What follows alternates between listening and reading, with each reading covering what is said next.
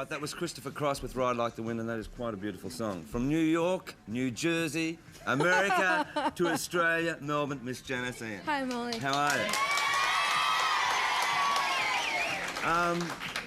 To say you've been around for a long time is not an insult to you, because you wrote your first song at 14. 14, yeah. Yeah? When did you actually really start into songwriting in itself, though? I mean, like it was before that, because you wrote a major song at 14. Yeah, I wanted to be a songwriter since I was 12. Right. And what, were you playing guitar by this stage? Yeah, I started piano when I was real young. Yeah. And then I picked up a guitar, I was about 10. Right.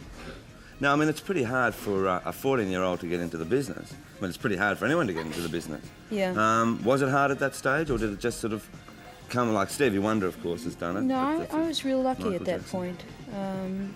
It's been harder now that I'm older, you know. Right. Now, with your own songs, you've written so many, and you've had sort of like your ups and downs as far as in the charts are concerned, but most performers of your type do. And you've changed so much. I mean, like, a song that I loved dearly years ago was 17. Yeah. Great song. Can you sing a couple of bars? I like that melody a lot. Yeah, it's a beautiful song. It won a Grammy too, didn't it? Yeah, one too. Yeah, 2 Grammys. Yeah, I walked into a store this morning on Burke Street, and they were playing it. Right. Yeah, it was nice. Now, once you had that song, I mean, Janis Ian was known then throughout the world. How hard was it for you then to cope as a sort of a songwriter-performer? Oh, it was a lot easier. I think it's always a lot easier in this business to be a success, because people then let you do what you want to do. Now, you tour a lot. Yeah, I'm touring a lot do this you year. like doing concerts? I love it. Yeah, Yeah. I really do.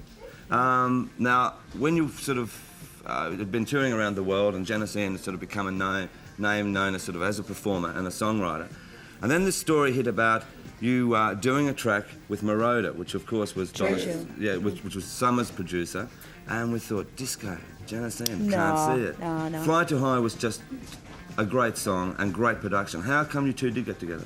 I wanted to work with Giorgio since I heard Donna's first album. Right. And my lawyer ran into him at Meetum, a music conference.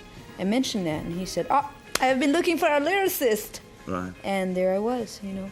Well, it's a great song. Yeah, and, I love it. I really do. And of course, it was a huge hit out here. You're going to perform later in the show for us. Right, the All other right? side of the song. Okay, we'll catch up with you then. I just want to talk about a guy who's a budding songwriter, singer from Melbourne. A lot of people in the trade say that this guy should have made it a long, long time ago, and I tend to agree. This is his new single, and it's Mark Gillespie. Remember the name, and it's titled Only Human. Mark Gillespie.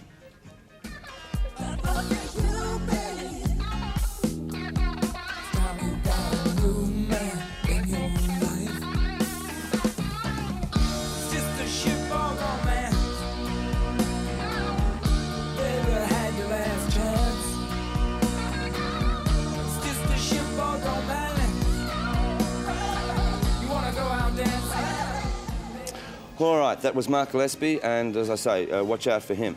Here is an album that's just been released. It's the soundtrack from the film The Empire Strikes Back, which of course is the sequel to Stars. The film itself won't be out for a couple of months, but the album is out now. Now already there's a lot of versions coming out with this album, and Miko, who had a huge hit when Star Wars was around with the Star Wars theme, now has a huge hit with the Empire Strikes Back theme, so watch out for that one as well. All right, one group that I did think would make it in this country, from England, we got rather poor reaction on it, so we'll give you another look at it and let you make up your minds. It's Dexy Midnight Runners from England with Gino.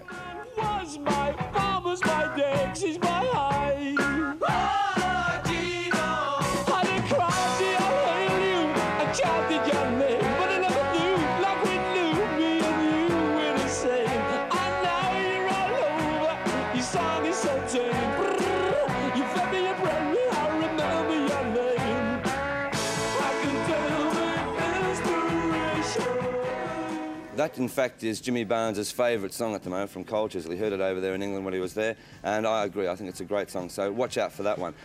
This guy, Rocky Burnette, who has just had the #1 record right around the country with Tide of Toe in the Line, has just released an album called The Son of Rock and Roll, and that's, of course, in reference to his father. And guess what? Rocky is coming out to Australia, and in fact, we're comparing the show in about 3 weeks' time, so that's something really to look forward to. Now, for all you metal freaks, heavy metal freaks that have been asking for Deep Purple and Judas Priest and more of Kiss, Here is Judas Priest with their new film clip and song, Living After Midnight, Judas Priest.